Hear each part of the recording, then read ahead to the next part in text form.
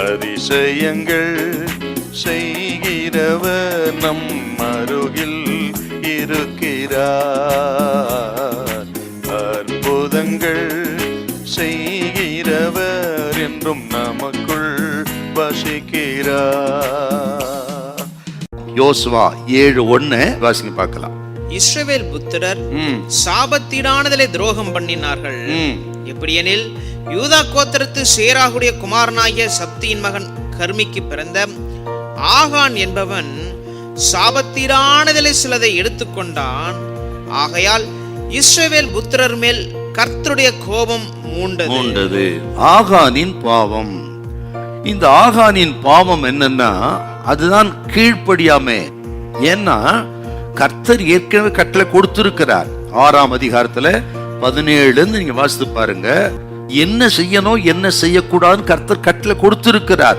அந்த கட்டளையை இவன் அறிவான், தெரிந்தே அதை மீறினான். முதல் அவன் பாவம் கீழ்ப்படியாமை. தேவனுக்குரியதை எடுத்துக்கொண்டான்னா தேவனுக்குரியதை திருடி கொண்டான் ஆகான். எத்தனை பெரிய பாவம் பாத்தீங்களா? இந்த பாவம் எப்படி இவனுக்குள்ள பிரவேசின்ற ஒரு அற்புதமான ஒரு வசனம் இருக்குது. இதுல நீங்க இந்த 7:21 வாசித்தீங்கன்னா, கண்டான், இச்சித்தான், எடுத்துக்கொண்டான். பாவம் தேவ பிள்ளைகள் வாழ்க்கையில இப்படித்தான் பிரவேசிக்குதுங்க. தன் கண்களை அவன் அலைய விட்டான் பாருங்க ஆகான். அதன் விளைவு தான் அதை காணவும் அதை இச்சிக்கவும் எடுத்துக்கொள்ளவும் துணியக்கூடிய ஒரு சூழ்நிலைக்கு தள்ளப்பட்டா. ஆக எங்க ஆரம்பிக்கிறது? கண்டான். கண்களில் தான் ரொம்ப கவனமா இருக்கிறது. கண்களை அலைய விட்டா அது பாவத்துக்கு இடம் உண்டாகும்ங்கிறத நீங்க மறக்கவே கூடாது. நீங்க இதை கேட்கிற கத்திரி பிள்ளைகளை, உங்கள் கண்களை குறித்து கவனமா இருக்கணும். கண்களில் தான் பெரும்பாலான பாவம் பிரவேசித்து இச்சையாகி மரணத்தை பிறப்பிக்கிற பொல்லாதது கண்களின் மூலம். ஆகவே ரொம்ப கவனமா இருக்கணும்.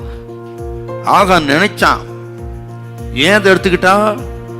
எத்தனை நாள் இந்த வனாந்தரத்துல தொடர்ந்து ராணுவ வீரனாக கிடக்கிறது, இந்த கொஞ்சம் சம்பளத்தை வைத்து வாடுறது.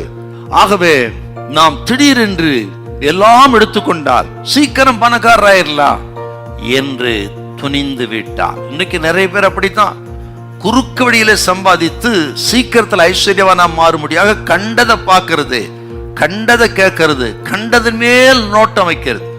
குறுக்கு வழி என்னைக்கு ஆபத்து. வசனத்தின் மேல ஆர்வமா இருங்க, வசனத்துக்கு கீழ்ப்படிந்து நடங்க. ஏற்ற காலத்தில் தேவன் உயர்த்துவார். அதினதின் காலத்தில் நேர்த்தியாய் செய்கிற தெய்வம் உங்களை கைவிடவே மாட்டார். ஹல்லேலூயா, ஹல்லேலூயா.